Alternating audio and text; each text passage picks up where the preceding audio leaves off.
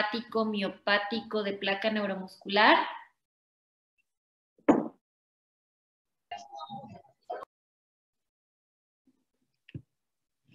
A ver, Wendy, Anaí.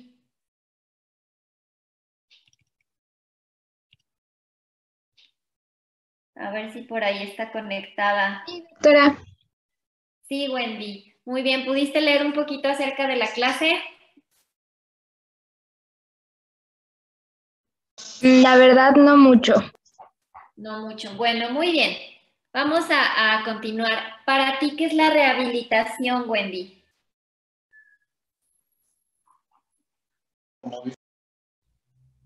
Así con tus palabras. Pues serían como ejercicios o actividades que ayudan a mejorar o a recuperar las funciones que se perdieron a lo mejor antes de la enfermedad. Bueno, sí, sí es una parte. La rehabilitación implica eso e implica mucho más. Ahorita lo vamos a ver.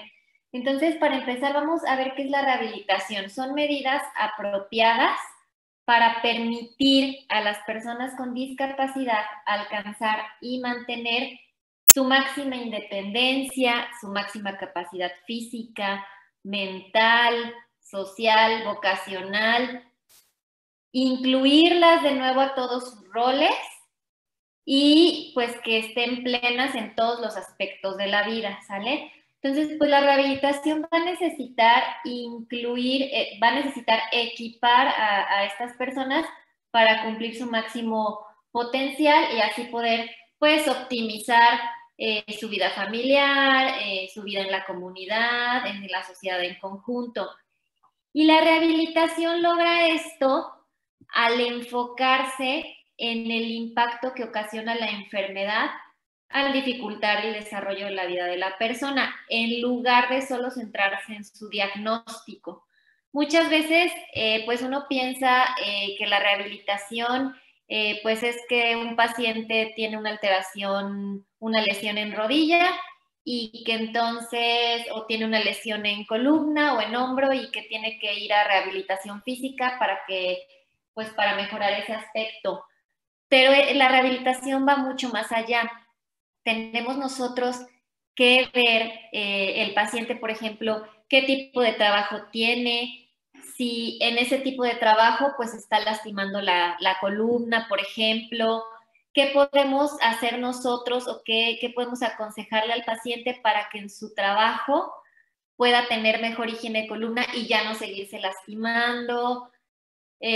También, por ejemplo, dónde vive el paciente, si en su casa tiene barreras arquitectónicas, como por ejemplo escaleras y que tenga que estar subiendo y bajando. Entonces, nosotros también le podemos dar tips al paciente cómo lo tiene que hacer. Entonces, no es como que nada más llegue el paciente y centrarse en ese hombro o en ese codo. Incluso también pues tenemos que ver la parte psicológica que más adelante lo vamos a ver, ¿sale? Entonces, la rehabilitación mide las funciones, estructuras del cuerpo, actividades y participación, factores ambientales y factores personales, así de manera general. Y pues esto nos permite que podamos lograr una buena rehabilitación, ¿sale? Aquí hay dos también puntos importantes. Hay que distinguir entre habilitación y rehabilitación. ¿Qué es esto? La habilitación son pacientes que ya tenían una enfermedad en la edad temprana o que nacieron con algo de congénito. Y entonces a estos pacientes pues se les ayuda a desarrollar el máximo funcionamiento al que puedan llegar.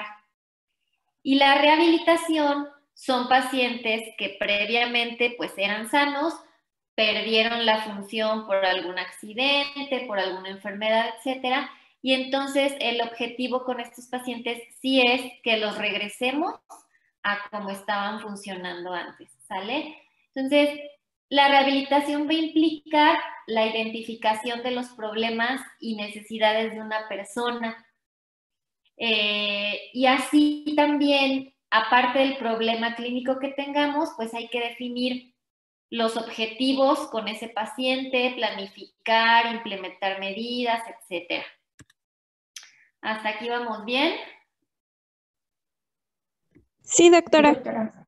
Ok.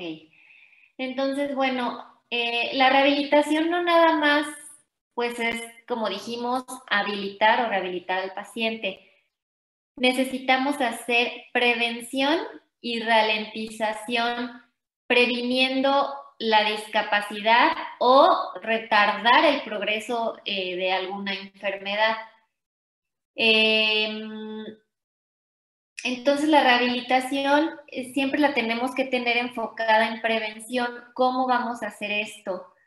Como comentábamos, si llega un paciente que tiene lumbalgia crónica, por ejemplo, y tiene a lo mejor alguna protrusión discal, que como tal no es una hernia discal, nada más es una protrusión. La protrusión pues es algo más pequeño que una hernia. Eh, ¿Cómo vamos nosotros a ayudarle? Pues previniendo también, enseñándole cierto tipo de posturas y de higiene de columna en su vida diaria, más los ejercicios de rehabilitación. ¿Para qué? Para que esta protrusión no se haga hernia. Entonces ahí estamos previniendo también, ¿sale? Pues al final el objetivo de la rehabilitación, además de llevar al paciente a mejorar su calidad de vida, pues es también el mantenimiento de la función actual. Por ejemplo, un paciente que haya alteración en un hombro, entonces nosotros debemos, y que sea anciano, por ejemplo, y está sentado mucho tiempo, nosotros debemos de ver no nada más la extremidad afectada, sino también las otras extremidades que están sanas y se tienen que ayudar a mantener. ¿Por qué? Porque si en dado caso no se pueda recuperar ese hombro derecho, bueno, tenemos la extremidad superior izquierda, o el paciente por lo menos puede caminar, etcétera. ¿Sale? Entonces, pues la rehabilitación reduce el impacto de una amplia gama de condiciones de salud y ocurre en un periodo de tiempo en específico. No nada más la rehabilitación la tiene que dar un médico en rehabilitación o un fisioterapeuta, tiene que ser un equipo multidisciplinario. Y este equipo multidisciplinario debe de realizarse o debe de estar junto desde la fase aguda o inicial, inmediatamente después del reconocimiento de una condición de salud, hasta las últimas fases y mantenimiento, que más adelante vamos a ver sobre el equipo multidisciplinario. Ahora, aquí algo muy importante que es bueno comentarles es que realmente la rehabilitación es una especialidad relativamente nueva aquí en México, nació apenas en 1970. Entonces, pues mucha gente, incluso todavía hasta muchos médicos especialistas, todavía no conocen muy bien todo lo que la rehabilitación puede tratar y todo lo que la rehabilitación puede ayudar a todos sus pacientes. Aquí en México, por ejemplo, no está regulado cómo debe de ser un equipo adecuado de rehabilitación. En Estados Unidos, Canadá, países de primer mundo, el equipo consta, hablando de un centro de rehabilitación física, de médico en rehabilitación y fisioterapeutas. Si ustedes se fijan y se salen aquí a Celaya, buscan muchas clínicas o se van a otras ciudades, van a encontrar muchas clínicas en las que únicamente hay fisioterapeuta. Pero realmente el equipo completo pues tiene que ser el médico con el fisioterapeuta. ¿Por qué? Porque el médico es el que está capacitado para valorar al paciente y decidir realmente qué tipo de terapia, qué tipo de ejercicios y también mantener un esquema integral del paciente. Y el fisioterapeuta pues es el que está capacitado para seguir las indicaciones médicas, para saber pues cómo va a ser los ejercicios. Entonces, esto ustedes tenganlo mucho en cuenta, porque al final, bueno, si hacen su especialidad o de la que sea, no importa, puede ser geriatría, traumatología, neurología, pediatría, esto les va a servir mucho a ustedes que sepan, porque les va a evitar muchos problemas que ustedes van a tener que mandar directamente a su paciente con el médico en rehabilitación, y ya el médico en rehabilitación él se encarga de lo demás. Muchas veces pues sí hay un poco de ahí de problema si se manda con el fisioterapeuta, porque como les comento, en algunos casos el fisioterapeuta pues no está capacitado totalmente para poder hacer un diagnóstico rehabilitatorio y un tratamiento adecuado de rehabilitación. Entonces, para que esto lo tengan en cuenta. ¿Ya se lo habían preguntado para qué sirve el médico en rehabilitación o todavía no? Nancy Guadalupe. Perdón, es que no alcancé. ¿Nancy Guadalupe Meneses o Alegría? Es Nancy Guadalupe Meneses. Yo. ¿Me lo podría repetir? Es que se me cortó el audio. Sí, claro. Que si tú ya te habías preguntado la diferencia o acerca de la diferencia entre médico en rehabilitación y fisioterapeuta, o tú creías que es lo mismo, o qué opinas, Nancy. Bueno, creo que son diferentes porque un fisioterapeuta puede ayudar tanto como en lesiones deportivas y cosas así. O sea, podríamos ir nosotros como personas a checarnos si sentimos que tenemos algún desgarro, cosas así. Y en rehabilitación, bueno, un terapeuta, o no me acuerdo cómo dijo al inicio, creo que es más cuando ya tenemos una lesión grave que necesitamos reponernos de ella, que ya es cuando tenemos que como tomar pie a curar esa parte que tenemos mal. Más o menos, Nancy. Acuérdate que lo que estábamos platicando, el equipo adecuado para tratar cualquier lesión, desde más pequeñita hasta más grave que sea, es médico de rehabilitación y fisioterapeuta. El médico, Nancy, va a ver al paciente y es el que está capacitado para determinar qué tipo de ejercicios, qué tipo de terapia y hacer el diagnóstico rehabilitatorio. Y el fisioterapeuta está capacitado para pues seguir en este caso las indicaciones del médico.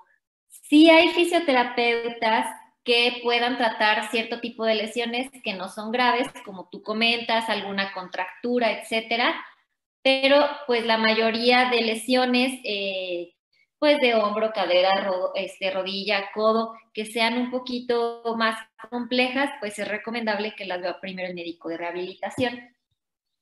Ya más o menos quedó por ahí claro, Nancy. Sí, ya, gracias. Ok, bueno, entonces, como comentábamos, se requiere de un equipo multidisciplinario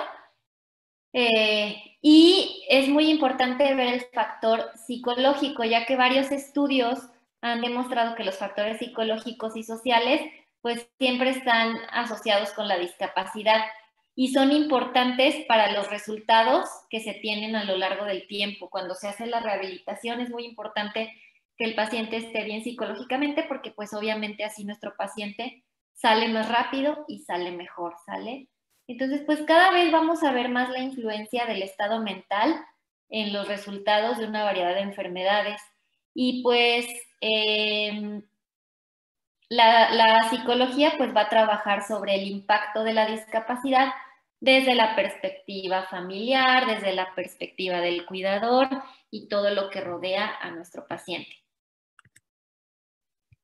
Entonces, ¿qué áreas incluye la rehabilitación? Ahorita Nancy pues nos comentó que ella creía pues que eran como lesiones articulares nada más, ¿no? Pero la rehabilitación, como les comentaba, va mucho más allá y es importante que lo conozcan porque así van a poder ayudar y en la etapa final de sus pacientes, cuando ustedes los den de alta, por ejemplo, ya consolidó la fractura, ¿a qué sigue? Pues la rehabilitación, ¿no? O mi paciente ya tuvo el evento vascular cerebral, ya no está en etapa aguda, ya lo doy de alta, pero pues quedó con secuelas, sin poder mover la mitad de la cara o sin poder una mano. Ah, bueno, entonces rehabilitación. Ah, pues ya di de alta a mi paciente de COVID, pero lo di de alta con oxígeno. Pues ya que se vaya a su casa, no, que sigue rehabilitación pulmonar. Ay, no, mi paciente, pediátrico, por ejemplo, que tenía retraso del desarrollo psicomotor. Lo mandé a terapias, pero pues ya ahorita ya está bien, ya lo di de alta. Rehabilitación tiene que estar en el seguimiento de ese paciente hasta que cumpla los 7 años. Entonces, pues la rehabilitación realmente incluye todo. Hay rehabilitación de amputados, rehabilitación cardíaca, deportiva, de columna, laboral y educativa, osteoarticular, que es lo más común que ustedes conocen, la pulmonar que ya dijimos, neurológica pediátrica también, y rehabilitación geriátrica. En este caso, la rehabilitación geriátrica, pues también todavía muchos geriatras como que no se les prende el foco por ahí, que la rehabilitación pueda mantener mejor a sus pacientes. No sé, algún paciente anciano que tenga diabetes o que tenga hipertensión, pues un programa de activación física le ayuda mucho, puede mantener mejor su metabolismo, tener menos estreñimiento, etcétera, ¿no? Entonces, la rehabilitación realmente va a implicar todo y eso lo deben de tener siempre bien presente. ¿Vamos bien? Sí, doctora. Sí, doctora. Doctora. Entonces, ¿dónde se realiza la rehabilitación? La rehabilitación se va a realizar desde la etapa aguda hasta, ya dijimos, pues si el paciente lo necesita toda la vida, y si no, hasta donde ya lo hayamos involucrado en su vida normal. Pero puede ir desde la hospitalización domiciliaria, ya sea en algún centro de rehabilitación física, o incluso la rehabilitación también puede ser en casa. Por ejemplo, muchos de mis pacientes lo que hacemos es que se le da terapia en el centro de rehabilitación física, pero se les enseñan los ejercicios. Y entonces al día siguiente no se les pide que vayan y se les pide que esos ejercicios enseñados los hagan en casa. Si a lo mejor es un paciente que le va a costar trabajo hacerlos por sí mismo, se le enseña incluso también al familiar para que le pueda ayudar a hacer su rehabilitación en casa, ¿vale? Entonces, bueno, ya vimos de qué se trata la rehabilitación, ahora sí vamos así como a conocer un poquito de las enfermedades y vemos al final cómo sería la rehabilitación en estos trastornos neuropáticos miopáticos, ¿sale? Entonces, bueno, pues la neuropatía periférica es una entidad en la que se ve afectado pues nuestro nervio periférico, ya sea en la mielina, en el axón, y pues los desórdenes de músculo, nervio periférico y unión neuromuscular generalmente tienen un tratamiento específico. Sin embargo, cuando no hay un tratamiento específico, el tratamiento tiene que dirigirse a controlar los síntomas, retardar el curso de la enfermedad e incrementar el tiempo de remisión y pues mantener la calidad de vida del paciente con la ayuda de la rehabilitación. Entonces, pues hay diferentes formas de clasificar las neuropatías según el compromiso patológico, la distribución clínica, el curso de la enfermedad, el compromiso funcional y la etiología. Aquí te puse una tablita para poder ver un poquito más de la clasificación de las neuropatías periféricas. Entonces, por ejemplo, según los estudios de electrodiagnóstico que ya vimos el día de antier, si es una neuropatía por lesión axonal o desmielinizante o ambas. También en la distribución clínica puede ser una mononeuropatía o una mononeuropatía múltiple o polineuropatía o radiculopatía. Carlos Alberto Ramírez, ¿sabes de qué se trata la mononeuropatía? Hola, doctora. No, la verdad es que no. Ok. Erika Lisset Ruiz. Es cuando solo se afecta un nervio. Sí, exactamente. Entonces, es cuando solo se afecta un nervio. Y la mononeuropatía múltiple es solo se afecta un nervio de la extremidad derecha y un nervio de la extremidad izquierda y otro nervio de la extremidad inferior derecha, ya más o menos para que vean la diferencia, ¿sale? Tenemos también la clasificación según el curso de la enfermedad, agudo, subagudo, crónico, si empezó en la infancia. También según el compromiso funcional selectivo, si nada más es motor o sensitivo, o es autonómico o es mixto. Y también de manera general están pues las neuropatías metabólicas, ya sea causadas por diabetes, uremia, hipotiroidismo, todas las que tenemos aquí, infecciosas, autoinmunes, disproteinemias, paraneoplásicas o hasta tóxicas. Entonces, pues la etiología es muy amplia, ¿sale? Otra etiología que es frecuente son las neuropatías por atrapamiento o los síndromes de atrapamiento. ¿Qué es esto? Son producidos por un aumento de presión en el nervio. Los nervios pueden comprometerse al atravesar aberturas en un tejido fibroso o al transcurrir por algún canal osteofibroso. Entonces, pues esta es una compresión de tipo mecánica y es una compresión directa. Y también puede haber angulación, puede haber estiramiento del nervio, puede haber compromiso vascular, que no haya buena irrigación a nuestro nervio y por esto nos da la neuropatía. Clínicamente, estas neuropatías periféricas se van a manifestar por trastornos sensitivos y de dolor que es como tipo quemante, toque eléctrico, ardoroso, urente. Siempre que un paciente les diga que tiene un dolor de este tipo, pues se piensa que es un dolor de tipo nervioso, ¿sale? En etapas agudas, estas neuropatías pues pueden tener también atrofia muscular y trastornos motores, pero generalmente empiezan con alteraciones sensitivas y luego ya van progresando. Entonces, en cuanto a los atrapamientos de miembros superiores, pues los podemos dividir en atrapamientos del nervio mediano y en todo su trayecto, como lo estamos viendo, del nervio cubital y en todo su trayecto, y del nervio radial y todo su trayecto. Todos los síndromes que ven del lado derecho,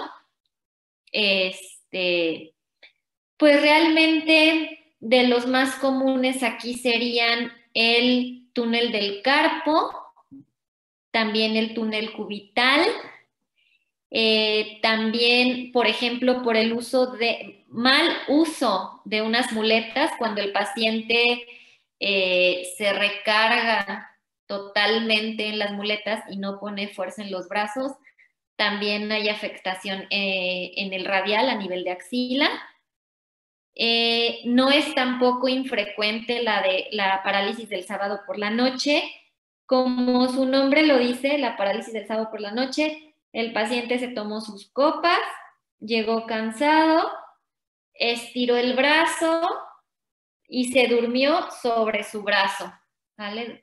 Puso la cabeza sobre su brazo, sobre su hombro. Entonces, durante toda esa noche se quedó con esa postura y se hizo un síndrome de atrapamiento. Y de las extremidades inferiores, los más comunes serían atrapamiento del nervio ilioinguinal, femorocutáneo lateral. El más común sería el síndrome del piramidal. El síndrome del piramidal es un atrapamiento del nervio ciático por el músculo piramidal. También otro común sería el síndrome del peroneo común y del túnel del tarso. Realmente siempre hay más atrapamientos de extremidades superiores que de inferiores. Pero de manera general de inferiores el más común sí sería el piramidal, ¿sale? Entonces, pues como dijimos, los síntomas neuropáticos va a haber neuralgia, parestesias, disestesias, alteraciones de la sensibilidad, alteraciones de la fuerza muscular e hipotrofia. Entonces, Ana Carla González, por ahí está. ¿Sí? Muy bien, Carlita. ¿Qué es una parestesia?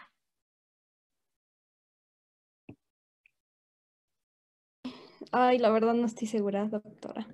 Así lo que tú creas que es.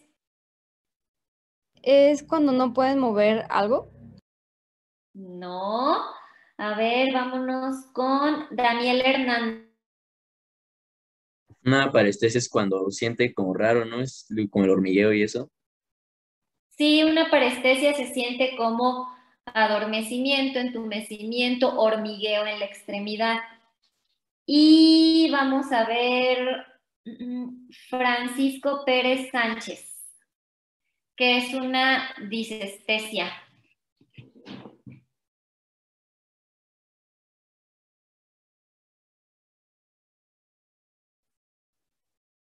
A ver si por ahí anda. ¿Sí me escucha? ¿Anda Francisco? ¿Sí me escucha? Sí, que es una disestesia, Francisco.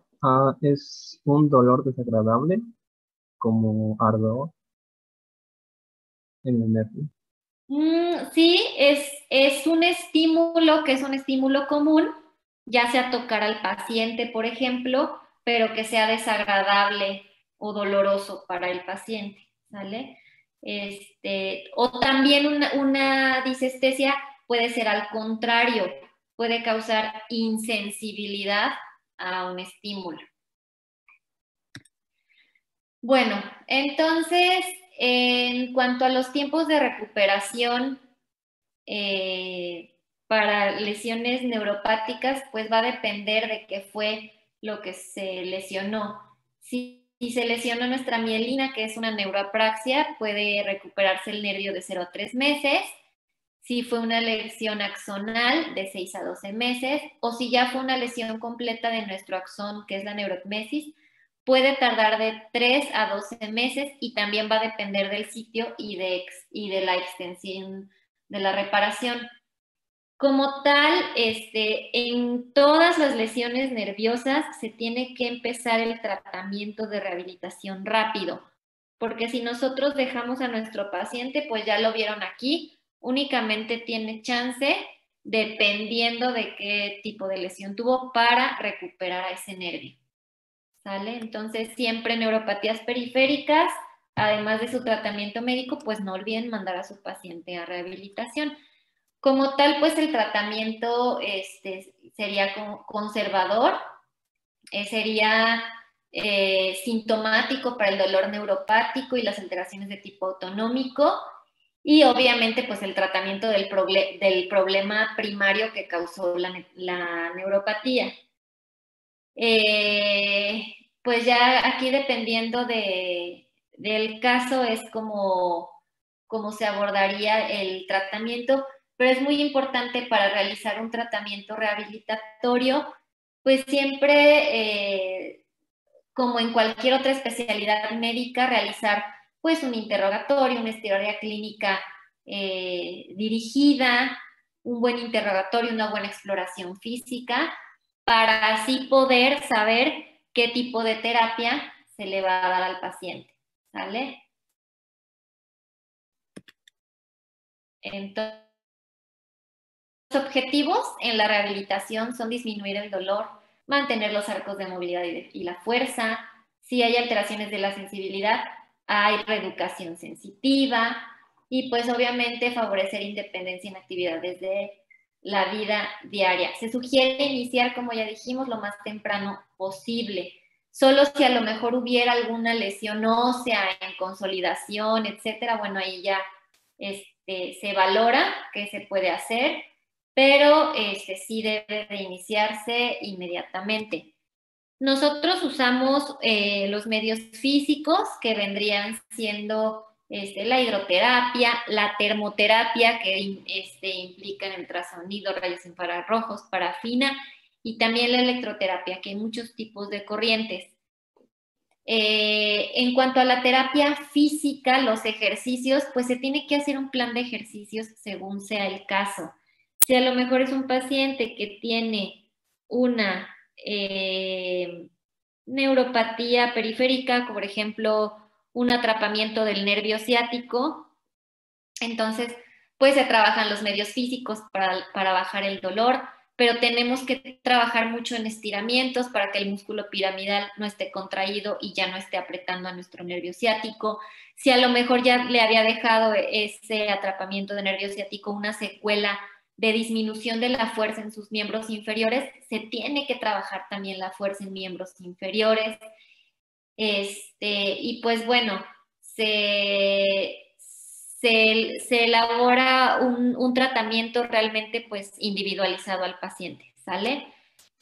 Es muy importante para nosotros rehabilitadores hacer un interrogatorio y una exploración física muy detallados, porque por ejemplo, en la exploración física, si yo tengo un paciente que en la escala de Daniels tiene de fuerza un 1, entonces yo no le puedo poner a hacer ejercicio para que levante la pierna. Le tengo que poner más bien unas corrientes que van a empezar a estimular ese músculo. Pero si yo tengo un paciente con escala de Daniels en 3, entonces ya puedo hacer otro tipo de ejercicios. Por eso sí es bien importante valorar al paciente. Jaime Olalde, ¿ya les enseñaron la escala de Daniels? ¿La conocen?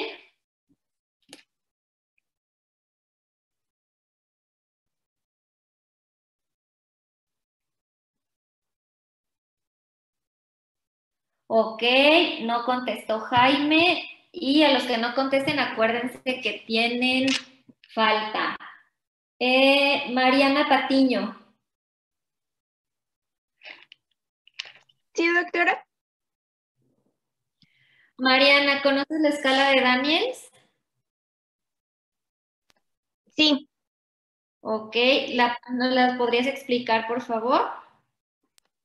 La escala de Daniels es para medir la fuerza muscular de la persona y va en una escala de 0 a 5. Ok, perfecto. Bueno, entonces sí, más o menos me expliqué entonces con esta diapositiva. Y bueno, hay algo también que se llama terapia ocupacional, no nada más hay terapia física. La terapia ocupacional, pues, es el uso de las actividades de cuidado, de trabajo y de juego que nos ayudan a incrementar la independencia funcional, aumentar el desarrollo y también prevenir la incapacidad. Aquí la terapia ocupacional son como tipo juegos de mesa, algún otro juego que implique las extremidades inferiores, pero pues incluye la adaptación de tareas o del entorno del paciente. Terapia ocupacional, por ejemplo, un paciente que tenga alteraciones en mano, pues se trabaja con todo tipo de juegos para la sensibilidad, para la propiocepción, o un paciente, por ejemplo, en silla de ruedas, que ya tenga paraplegia por lesión medular, por ejemplo. La terapia ocupacional, en este caso, un ejemplo sería utilizar una tabla de traslado. Busquen ahí en su internet, que tienen ahorita chance, que es una tabla de transferencias. La tabla de transferencias es una tabla que le ayuda al paciente para que él solito se pase del colchón a la silla de ruedas, de la silla de ruedas al baño. Entonces, de esto se trata la terapia ocupacional. Se deben valorar las actividades de la vida diaria y ya en base a esto nosotros orientamos y enseñamos algunas técnicas o aditamentos Por ejemplo, también terapia ocupacional sería, si un paciente no puede agacharse para poner los calcetines, pues hay manguitos que tienen como una prensa, hay mangos largos, entonces se pueden poner ellos sus calcetines, o los zapatos, o pacientes que tengan cuadriplegia, pero que todavía puedan mover un poco sus brazos, hay adaptaciones para que ellos solitos puedan comer, ¿sale? Entonces, pues de todo esto se trata la terapia ocupacional. Y pues bueno, las enfermedades neuromusculares de manera general pues son un grupo de patologías que se caracterizan por afectar el asta anterior de la médula espinal, el nervio periférico, la unión neuromuscular o el músculo. La mayoría son de origen genético, pero también pueden haber causas adquiridas como tóxicas, inflamatorias, inmunológicas, metabólicas, incluso carenciales. Pues son enfermedades raras por su prevalencia y por su incidencia, pero ya en su conjunto se afectan a un porcentaje significativo de la población. Entonces, como por ejemplo aquí tenemos las distrofias musculares, la distrofia muscular de Duchenne, que dentro de esta sería como la más común. Tenemos las enfermedades musculares inflamatorias, que también uno piensa que no, pero son bastante comunes, o las autoinmunes inflamatorias, o las metabólicas, las enfermedades de la unión neuromuscular como la miastenia, que también uno piensa que no, pero sí hay muchos pacientitos con miastenia, o las amiotrofias espinales. Entonces, pues bueno, en este cuadro no acabaríamos de explicar todas las que existen, pero este cuadrito es muy bueno, guárdenlo, porque la clasificación está muy bien hecha. Bueno, las enfermedades neuromusculares pues pueden manifestarse a cualquier edad, ya sea desde que nacemos o en la edad adulta. Y la manifestación clínica más común es la pérdida de fuerza, que puede ser progresiva o intermitente. Y puede haber, además de la pérdida de fuerza, puede haber fatiga, atrofia muscular, calambres, compromisos cardíacos, alteraciones sensitivas, autonómicas. Y toda esta debilidad que va cargando el paciente puede determinar la aparición de problemas secundarios como deformidades articulares, alteraciones respiratorias, alteraciones de la deglución, y pues todo esto realmente genera mucha discapacidad.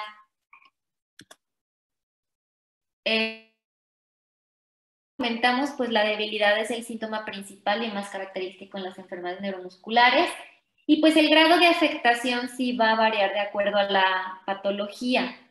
Las que son pues de edad temprana, como las atrofias tipo 1 o 2, atrofia muscular espinal, perdón, tipo 1 o 2, pues son muy graves, incluso a veces los niños pues duran algunos años y mueren antes de la adolescencia, o incluso a los 5 años, a los 4 años. Algunas otras complicaciones de las enfermedades neuromusculares son retracciones tendinomusculares, deformaciones articulares son frecuentes, la escoliosis, en muchas se presentan también luxaciones de cadera, fracturas, pero se debe de conocer cada una de estas enfermedades para saber el riesgo que tiene nuestro paciente de presentar pues las complicaciones, porque en cada una de las enfermedades pues va a ser diferente. Algunas sí van a tener cardiopatías, otras no, pero bueno, estamos hablando como de manera general, ¿sale? Entonces, pues el compromiso respiratorio en las enfermedades neuromusculares nunca lo debemos dejar de lado, porque forma una parte muy importante en el seguimiento de nuestros pacientes, desde el diagnóstico. Y pues toda esta valoración respiratoria Incluye polisomnografía, espirometría, nuestro oxímetro. Habitualmente estas enfermedades neuromusculares van a mostrar un patrón restrictivo de nuestros pulmones. Va a haber disminución de la capacidad vital forzada, de la capacidad pulmonar total, de la capacidad residual funcional. Entonces, pues sí es bien importante que demos ese seguimiento del compromiso respiratorio. Muchas de estas enfermedades van a llegar a necesitar un soporte ventilatorio. Y pues bueno, esto ya va a ir dependiendo del tipo de enfermedad neuromuscular y de cómo esté el estado de nuestro paciente, pero pues nos ayuda para incrementar el bienestar y la supervivencia y a mejorar la calidad de vida de nuestro paciente, ¿vale? Muy importante no olvidar también que muchas de estas enfermedades pues van a tener alteraciones cardíacas como cardiomiopatías hipertróficas y que también vamos a encontrar muchas alteraciones digestivas, nutricionales y metabólicas. Muchas veces la debilidad muscular puede hasta dificultar la masticación, la deglución, generando disfagia. Entonces, aquí pues el abordaje multidisciplinar es bien importante.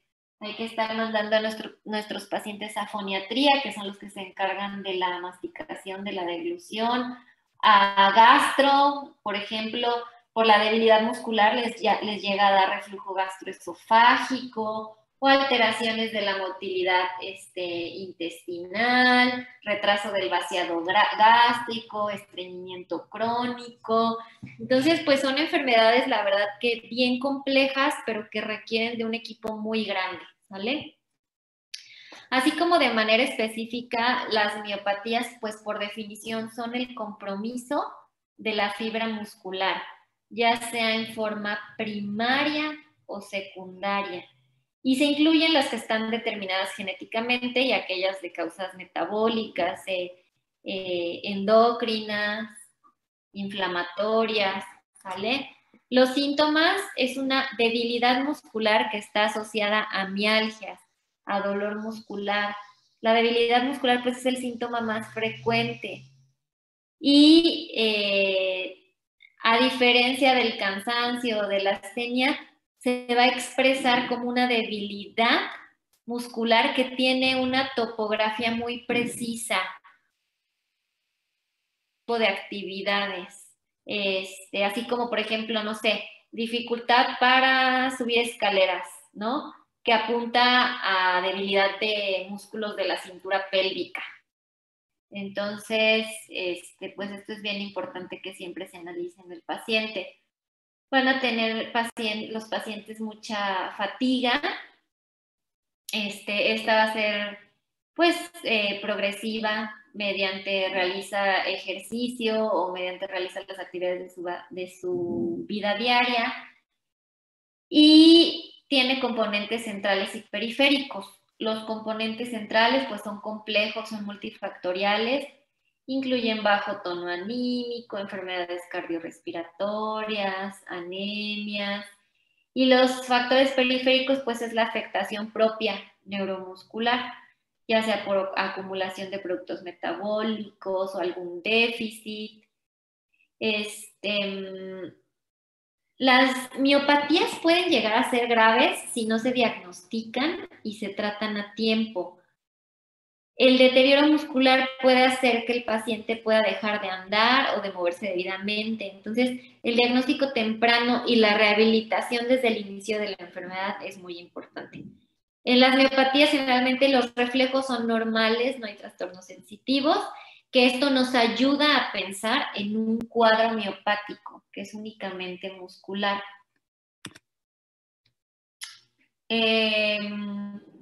No obstante, pues como ya dijimos, los síntomas van a depender también del tipo de miopatía, como por ejemplo, distrofia muscular facio-escapulo-humeral. ¿Qué es esto? alteraciones bueno, debilidad en la hemicara o en los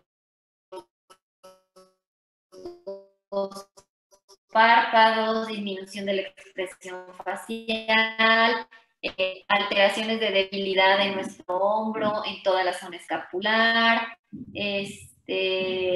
o por ejemplo los músculos, que son pacientes, los que tienen miotonía, por ejemplo, que a ti te dan la mano y te dieron el apretón, se van a tardar en poder volver a extender su mano y relajar, ¿sale? Me indica que la conexión de internet es inestable. ¿Me escuchan bien? Sí, solo Sí, a doctora. veces se le corta un poquitito, pero sí le escuchamos bien. Ok, perfecto. Ya casi acabamos.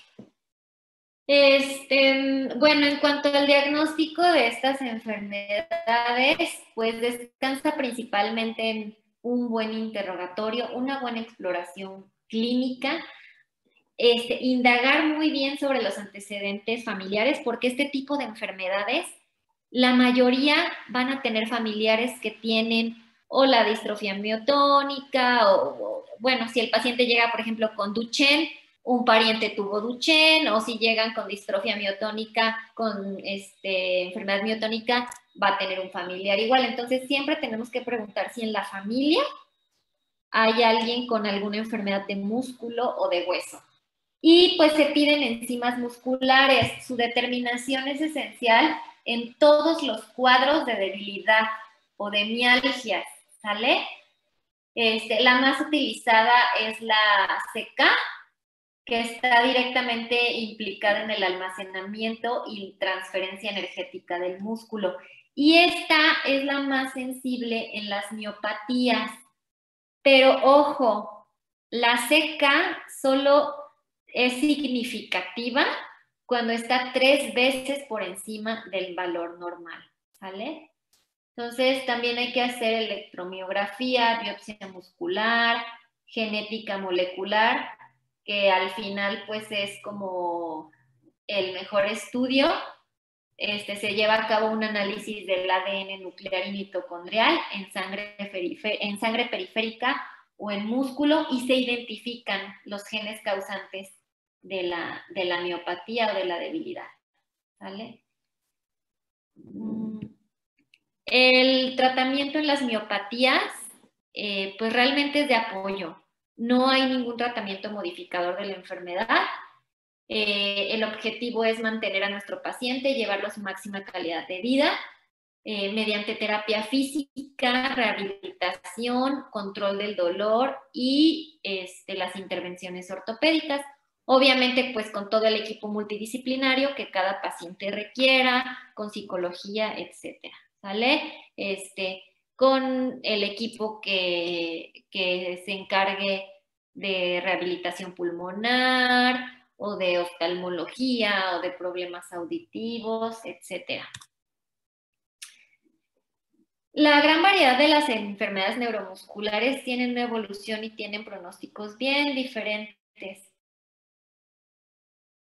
Entonces, pues la dificultad en el diagnóstico y los avances terapéuticos, pues sí exigen la intervención de múltiples disciplinas médicas, como aquí lo vemos. Y también nunca olvidar, porque creo que eso también nunca nos lo enseñan y lo dejamos mucho de lado, y ustedes también ténganlo bien en cuenta. El equipo de cuidados paliativos forma un rol súper importante cuando ya tenemos un paciente, no nada más de enfermedad neuromuscular, sino de algún otro tipo de enfermedad que sea un paciente terminal, porque realmente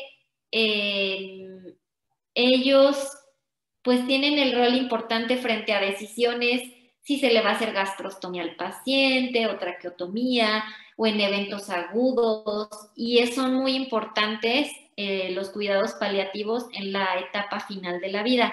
Como que siempre nos enseñan que un equipo paliativo únicamente es para un paciente que tiene cáncer y que está terminal, y no.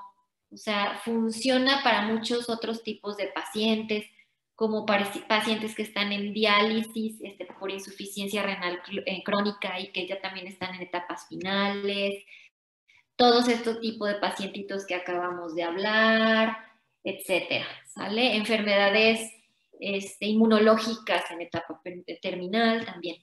Entonces, pues los objetivos van a ser retrasarlas de la rehabilitación, retrasar las complicaciones, evitar atrofias, prevenir contracturas, mantener la fuerza o incluso mantener la marcha cuando sea posible, la función respiratoria, que el paciente sea independiente para sus actividades de la vida diaria personales, como comer, bañar, vestirse, ayudar en adaptaciones técnicas y de vivienda, y pues con esto vamos a aumentar su calidad de vida. Ahora, el ejercicio. Pues la evidencia que está disponible sugiere que el ejercicio no es perjudicial y que es pues obviamente es beneficioso, pero sí debemos de saber que en algunas patologías como las distrofias musculares en específico, su efecto sigue siendo un poco controvertido en cuanto a que si se hace mucho ejercicio puede haber degeneración muscular. Entonces, en estos tipos de distrofias musculares, si se va a realizar algún tipo de ejercicio, hay ciertos ejercicios que se llaman submáximos que evitan el sobreesfuerzo. Entonces permiten un adecuado descanso al músculo. Incluso ejercicios de hidroterapia en alberca o bicicleta, pues esto sí no están contraindicados, ¿sale? Se recomienda de manera general en este tipo de enfermedades un entrenamiento aeróbico de al menos 3 veces a la semana durante 30 minutos por sesión a una intensidad para llegar a la meta del ritmo cardíaco ajustado para la edad, ¿vale?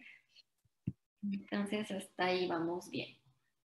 Y pues para prevenir las complicaciones respiratorias, en cuanto a la rehabilitación, pues se tiene que mantener con ejercicios la elasticidad pulmonar y facilitar el clearance de la vía aérea.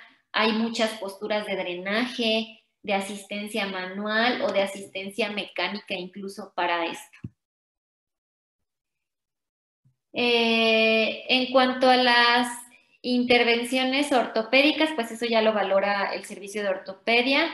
Ya dijimos que los pacientes que tienen este tipo de enfermedades pueden tener complicaciones ortopédicas y obviamente pues se hace intervención siempre para cualquier dolor con terapia física, ejercicio y una amplia variedad de medicamentos analgésicos. No olvidar igualmente el abordaje psicosocial. Pues sí, realmente estas enfermedades causan a los pacientes mucho deterioro de la calidad de vida y por tanto mucha depresión.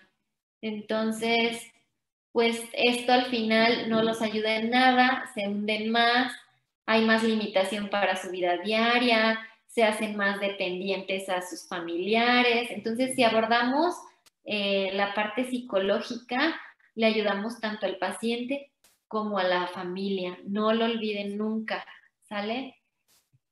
Y pues como conclusiones, las enfermedades neuromusculares, neuropáticas, las de placa, como en este caso miastenia gravis, pues en su mayoría son enfermedades que son graves, que son progresivas y que generan una gran discapacidad, que tienen un impacto en todos los ámbitos de la vida del paciente. Sí se han mejorado la expectativa de vida en los últimos años con el manejo multidisciplinario y la rehabilitación, pero muy específicamente cada paciente es un mundo, no se van a encontrar nunca un paciente que sea de libro y a cada paciente lo debemos de tratar pues según lo que necesite. Y bueno, por aquí me había encontrado unos datos bien interesantes para que no estén sentados y también hagan actividad física. Generalmente cuando estudiamos medicina, estamos en la residencia, decimos que no tenemos tiempo para nada, pero realmente esto no es cierto. Sí hay tiempo para hacer ejercicio, sí hay tiempo para dormir, sí hay tiempo para comer sano, solamente que nosotros tengamos pues las ganas y estemos dispuestos. Entonces, se ha visto que hacer media hora de actividad física 6 días a la semana, hay un 40% de menos riesgo de muertes tempranas. Que si ustedes están felices y se ríen 100 veces, es equivalente a 15 minutos de ejercicio en una bicicleta estática. No se vayan a querer reír todo el día y vayan a decir que ya hicieron 2 horas de bicicleta. Estar sentado durante más de 3 horas al día puede acortar 2 años la esperanza de vida de una persona, para que no estén sentados. Y pues hacer ejercicio como caminar, aunque sea eso, caminar, reduce el riesgo de cáncer de mama en un 25%. Hacer media hora de actividad física, esta ya la teníamos, ¿sale? Entonces, bueno, pues eso sería todo. No sé si tienen alguna duda o pregunta.